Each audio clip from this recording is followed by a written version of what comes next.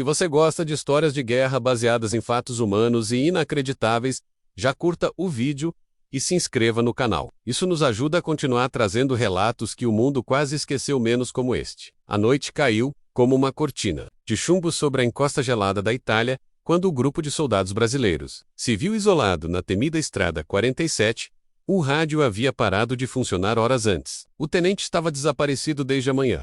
E o mapa havia sido perdido quando um dos homens caiu no rio congelado durante a travessia. O frio cortava mais que balas, e a neve engolia os sons como se o mundo tivesse sido colocado em silêncio forçado. A última ordem recebida era clara: seguir até a vila abandonada ao norte e esperar contato. Mas ninguém sabia onde, exatamente, ficava esse norte. E cada passo, sem saber se pisariam em uma mina, deixava o coração na garganta. O cabo Mendonça, o mais velho entre eles, assumira a liderança por necessidade, e não por querer. Enquanto os olhos do soldado Raimundo já começavam a perder o foco da realidade, eles marchavam pela Estrada 47. Sabiam disso, mas não havia placas, não havia casas, não havia vida, menos só gelo, fantasmas e o tipo de silêncio que gritava mais alto que qualquer artilharia. Ao longo daquela primeira madrugada, os homens acamparam junto às ruínas de um velho moinho coberto de neve, dividindo o calor de uma fogueira fraca que mal aquecia os dedos. O silêncio era absoluto, não por escolha, mas por medo. Haviam escutado de outros pelotões sobre minas sonoras, detonadas pelo eco de gritos ou até mesmo conversas altas. Por isso os homens aprenderam a comunicar-se com gestos, olhares e toques rápidos no ombro. Nenhum som, nenhuma palavra. Sargento que os treinou chamava isso de a Guerra do Silêncio. E agora eles entendiam. Durante a noite, ouviram um som arrastado vindo da floresta. E mesmo que todos tenham despertado ao mesmo tempo, ninguém emitiu um único ruído. Mendonça levantou com a arma em punho.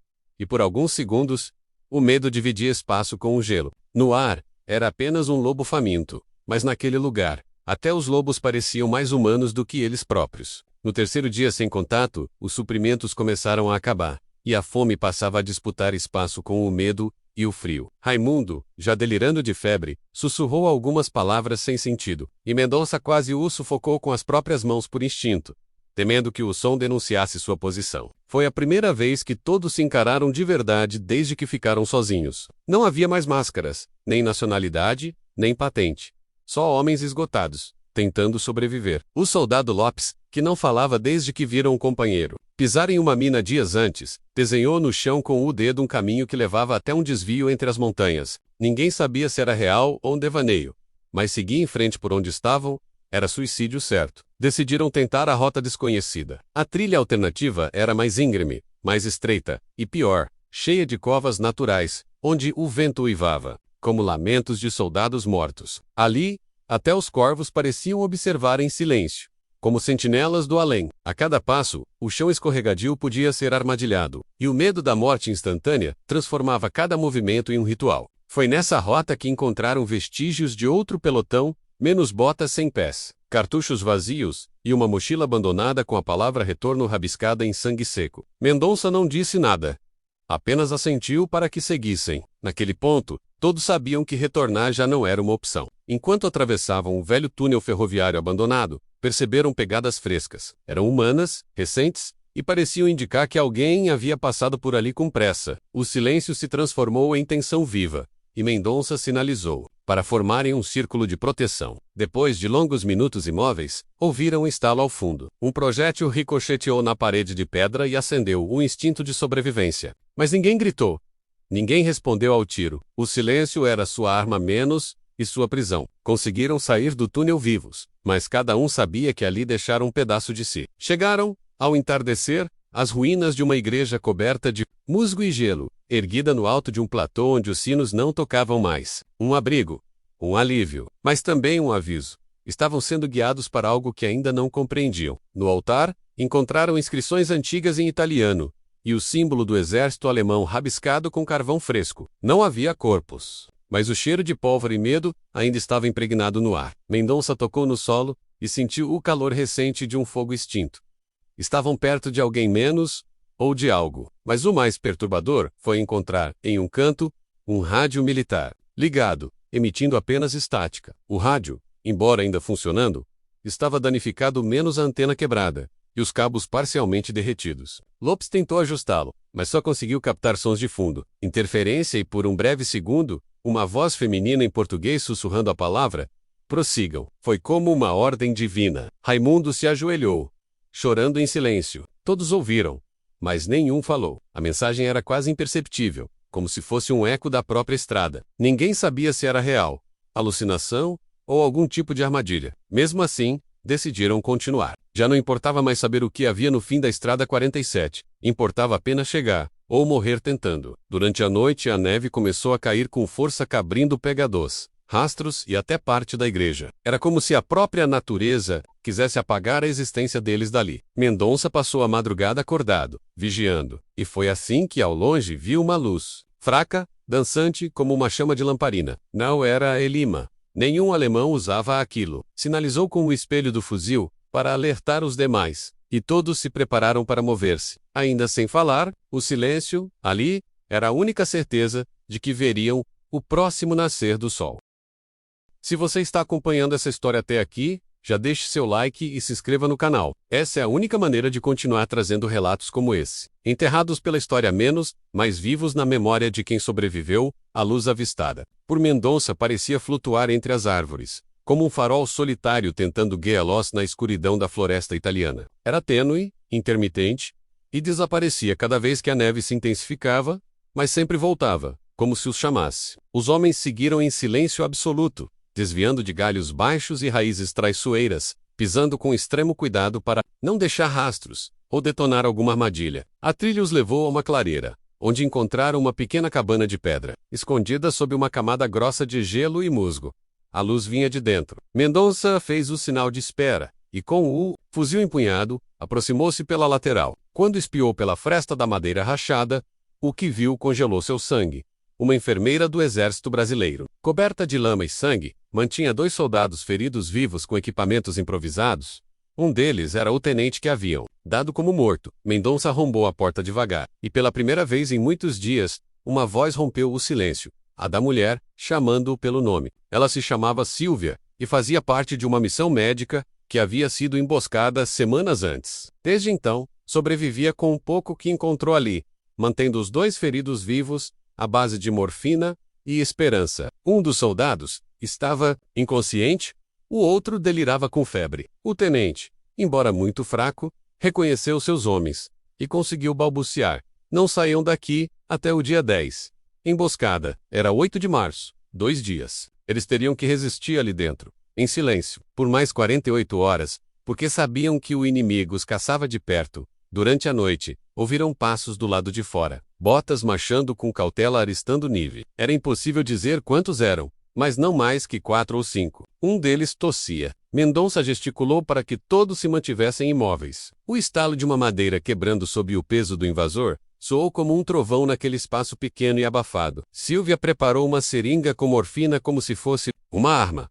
Lopes apontou o fuzil para a janela, mas não atirou. Um vulto passou diante da fresta e parou. Por quase um minuto eterno, o invasor permaneceu ali, ouvindo. Depois, simplesmente se foi. O silêncio mais uma vez salvara todos. Ao amanhecer, os homens cavaram trincheiras ao redor da cabana, com as mãos nuas e pedaços de madeira quebrada. Não podiam correr, não podiam lutar abertamente. O plano era sobreviver em silêncio até o prazo determinado. No segundo dia, a fome apertou de novo. Silvia dividiu o que restava de comida em porções mínimas, e todos mastigaram como se fosse um ritual sagrado. Raimundo, já mais consciente, apertou a mão de Mendonça e escreveu na parede com carvão: se não voltarmos, conte o que houve aqui. Aquilo selou um pacto invisível entre eles. Não importava quem sairia dali. Alguém precisava lembrar da estrada 47, na tarde do segundo dia. O barulho de motores ao longe indicava movimentação. Binóculos mostraram veículos pesados se posicionando a menos de 1 quilômetro da cabana. Não era coincidência. Cercando a área, esperando que os brasileiros tentassem fugir. Mendonça reuniu todos e traçou o único plano possível. Fingiriam que estavam mortos. Usaram panos sujos de sangue para cobrir os feridos e se deitaram imóveis em posições de combate, como se tivessem sido massacrados. Fizeram armadilhas falsas ao redor com munições vazias e explosivos desativados. Quando os alemães entrassem, achariam um cenário de carnificina. Era arriscado, mas era a única chance Na madrugada do terceiro dia, os alemães finalmente evacuaram. 3 soldados armados com submetralhadoras entraram na cabana. Um deles chutou Raimundo, que não reagiu. O outro cutucou Lopes com a ponta do fuzil, e ele não respirou por quase 1 minuto inteiro. Silvia permaneceu imóvel, deitada ao lado do tenente, como se estivesse morta. Os inimigos examinaram o local por 5 minutos, conversando baixo, em alemão, até que o terceiro soldado, aparentemente mais novo, abaixou-se para pegar a seringa de morfina caída. Quando se virou para sair, disparou um único tiro para o alto, como sinal para os demais do grupo. Depois disso, foram embora. Nenhum brasileiro se moveu por mais meia hora. Só então voltaram à vida. Quando o relógio marcava 10 de março, o rádio voltou a emitir sinais. Uma nova voz menos masculina, desta vez menos ecoou. Ponto de extração confirmado. Latitude 45.74 ON. Longitude 10.942 E. REPITO. ... Double quotes. O local estava a apenas 5 quilômetros dali. Era a chance de escapar com os feridos, com Silvia e com o silêncio ainda intacto. O grupo se preparou, agora com o tenente consciente, e partiu pela trilha ao norte, guiados pelo mapa desenhado por Lopes dias antes. O que encontraram ao chegar ao ponto de extração não foi uma base militar, nem helicópteros. Era uma clareira, com uma bandeira brasileira fincada no gelo e 2 caixões lacrados.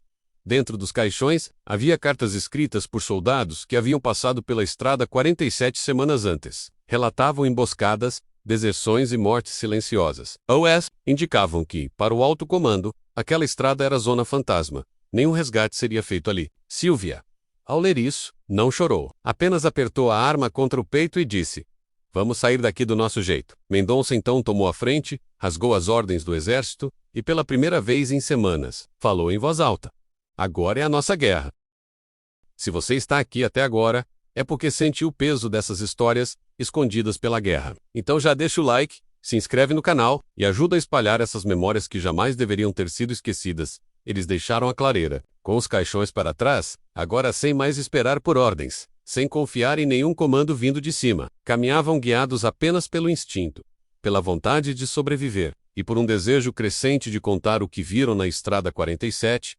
A neve havia parado, mas o frio persistia como uma presença viva, e o silêncio, sempre ele, permanecia espesso, sufocante. Silvia guiava os feridos com uma corda amarrada à cintura, e Mendonça ia à frente, com o fuzil baixo e os olhos ferozes. Lopes mantinha o rádio preso ao peito, mesmo sem sinal, como se carregasse ali o último fio de esperança. CBMQ. A qualquer momento, poderiam ser interceptados por patrulhas inimigas ou pisar em minas deixadas para trás. Mas continuar parados ali era assinar a própria sentença. No fim da tarde, encontraram um grupo de civis italianos escondido nas ruínas de uma escola bombardeada. Havia idosos, mulheres e crianças, todos exaustos, famintos, e com olhos que já não sabiam mais o que era esperança. Um deles reconheceu a farda brasileira de Silvia e se aproximou chorando. Contou que muitos soldados passaram por ali, mas nenhum voltou. Que um pequeno pelotão alemão fazia rondas noturnas, executando qualquer um que ousasse tentar fugir da estrada. 47.